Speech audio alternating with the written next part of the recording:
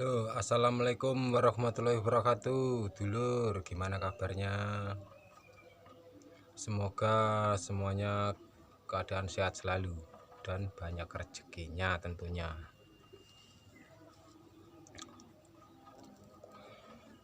Oke dulur, ini saya mau berbagi ilmu untuk mengenai burung perkutut, untuk mengenai suara empuk dan atasnya ya, maksudnya suara keras dan empuk. Siapa tahu teman-teman ingin membeli diombyokan maupun memikat sendiri, mau mulut sendiri di alam liar yang ingin mau dipelihara, untuk membedakan ciri-ciri burung perkutut yang suaranya empuk dan keras. Saya ingin berbagi tips buat teman-teman semua, dulur-dulur semua, khususnya para pemula. Ini menurut pengalaman saya pribadi.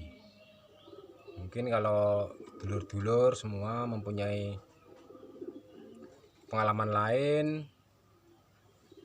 ya tidak monggo. Setiap pengalaman itu berbeda-beda untuk memprediksi ya.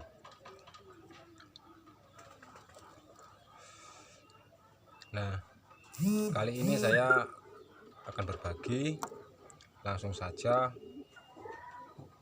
kita lihat burungnya.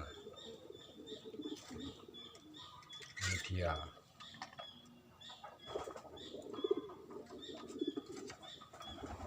Ini dia burungnya. Ini ekornya rusak ini. Ekornya rusak ini. Masih belum lama ini, 1 mingguan. Dapat 1 mingguan.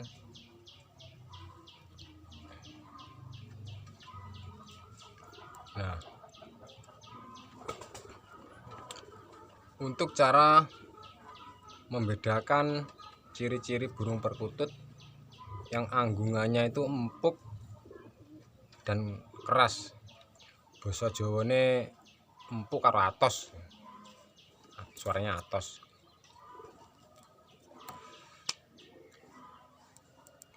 Ya, kita pertama-tama kita lihat dari motif paruh ya. Motif paruhnya itu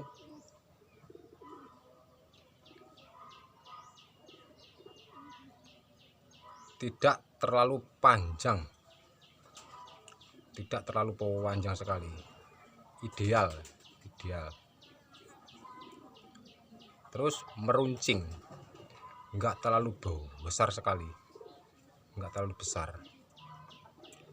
Hanyalah perbedaannya itu yang di hidung ini menggembung. Ini menggembung, hidungnya menggembung,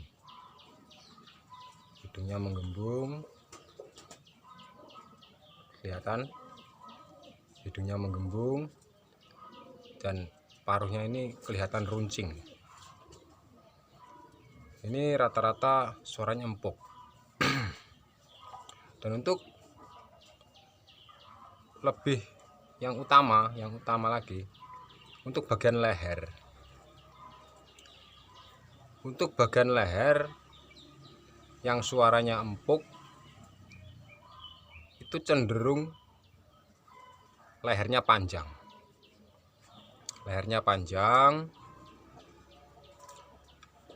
Bagian dada itu agak membesar ya, melebar. Dadanya itu melebar, dadanya lebar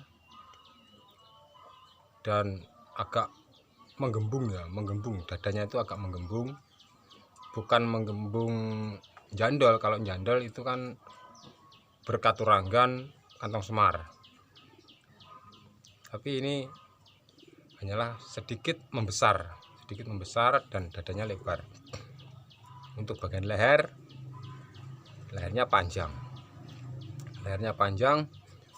Untuk ke bagian cengkokan leher yang ini, leher bagian dahi, apa ini, dahi ya, mulai dahi ke turun ke apa ini, dada, itu ideal, bentuknya itu ideal, lehernya itu ideal. Ada kan yang motifnya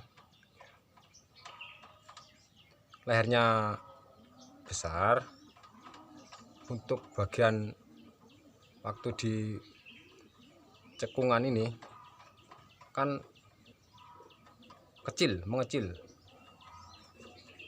mengecil, terlalu apa itu ya namanya, nekek ya, bahasa Jawa ini nekek, terlalu nekek ini. Yang dari ini, dari leher turun ke dada ini ideal, nggak terlalu nekek. Untuk bagian lehernya ini nggak terlalu nekek. Apa itu nekek, itu namanya apa ya bahasa Indonesianya, saya kurang pintar kalau bahasa Indonesia.